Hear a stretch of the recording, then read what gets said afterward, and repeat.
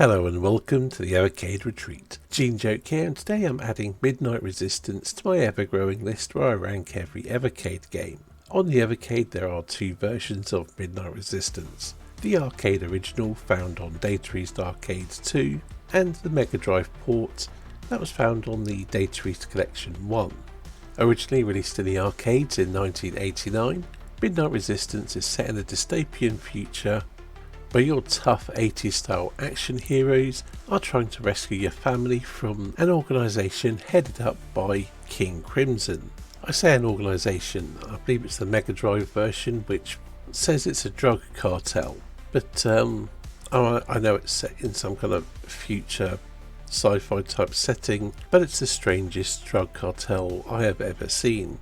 Not that I spend much time observing drug cartels. Well, not that I spend any time doing any such thing, but yeah, it's certainly a strange depiction of such things. But it is a Data East game, and Data East are no strangers to some wild or wacky ideas and visuals. The gameplay is very much a run and gun in the mould of Contra. Your Rambo-esque 80s action hero has a big gun, you run around shooting in multiple directions, blowing away enemies, and using various weapon types to assist in your destruction. You also have a secondary weapon. There's a few of these, such as a shower which rains down hell from above to take out multiple enemies, or homing missiles, and there's some others but I can't think of them off the top of my head, mainly because I pretty much just use those two. Throughout the game, enemies will drop keys. These are effectively your coins or your monetary value, which you then spend after the levels to upgrade your weapons for the next level. You can buy a different gun and extra ammo for it, because if you run out of ammo for that gun then you're back to your default weapon.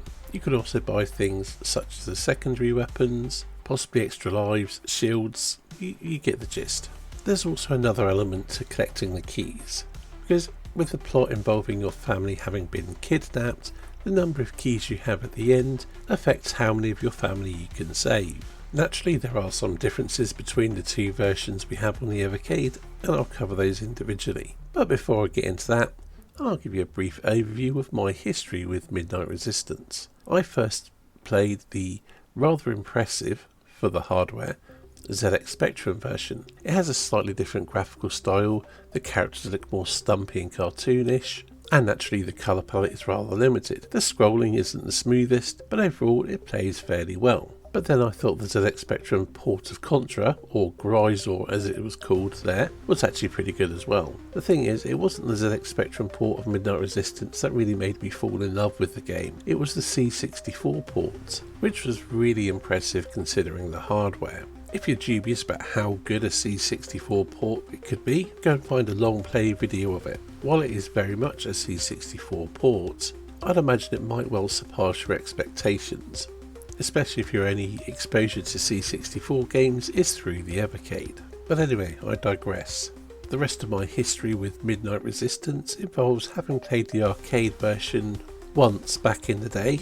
I also played the Amiga version and the Mega Drive version, which can be found here. And I'll be perfectly honest, I wasn't that keen on the Mega Drive version when I played it back in the day. And as I've mentioned that, and it is the first version that was on the Evercade, I'll start there. Visually it is a very good port, while not on par with the arcade originally, which is completely unsurprising given the hardware. They did a good job of recreating the look of it. The music is similarly excellent. The music for Midnight Resistance is fantastic. The Mega Drive version only supports up to one player, but that's fine. To date I don't think I have ever played the game 2-player. What I didn't like about it back in the day was the control system. In the arcade it uses a sort of rotary system for your direction of fire. Naturally they couldn't recreate that on the Mega Drive, so they have a system where you turn your firing on and off, and while you're moving you can change the direction of your shooting or lock it in place with another press of a button. It takes a bit of getting used to, something I never did back in the day. But I didn't spend much time playing it because I didn't own the game, I played someone else's copy and I'd already finished it numerous times on the C64, so I didn't have a huge incentive to really put much effort in. On the Evercade I have done so, gotten used to it and found the controls work remarkably well. Overall it is a very good port of the arcade original. It's a really good run and gun game, and once you get used to the controls, it's not overly challenging. So if the Contra games are too hard for you, you might have more fun with this. Not that we have Contra games on the Evercade as yet, but you never know, maybe one day it could happen. To place it on my overall ranking list of every Evercade game, I would have to place it above Gaia-Res, but below Xenocrisis. I toyed with the idea of putting it higher, but I couldn't quite go there. So let's move on to the arcade original. There's not too much more to say here really. You have the ability to play 2-player, something I've never done as I mentioned. The graphics naturally are better than the Mega Drive port, but personally I prefer the sound of the music on the Mega Drive version. It feels like it's got a bit more of a thumping bass and a bit more impactful. The performance of this arcade original isn't that great. On the Evercade it has save states disabled, because apparently it causes issues with the emulation. And although I did play the arcade original in the arcade back in the day, I can't recall if the performance was iffy back then. So I've no idea if the slowdown and sort of slight glitchiness you get in places is exclusive to the Evercade or it's just how the game is. I suspect it's the latter. The biggest drawback with this game is the controls. As I mentioned, the arcade version used a rotary system. Here you use shoulder buttons to rotate your direction of fire. And in theory it wouldn't be too bad. They did it with Forgotten Worlds on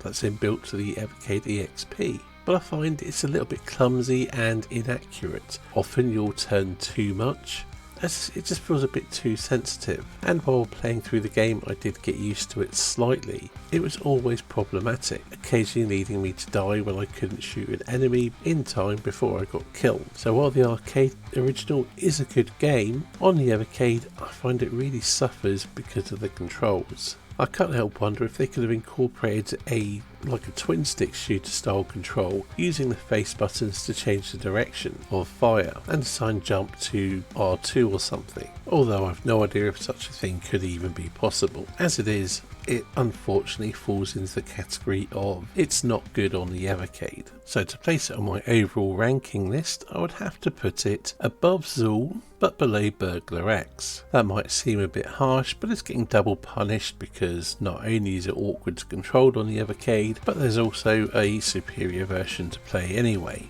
And as this video is approaching 8 minutes, I think that's a time to call a stop to it. I've said everything that needs to be said, I think. So thank you for watching, and I'll see you in the next video.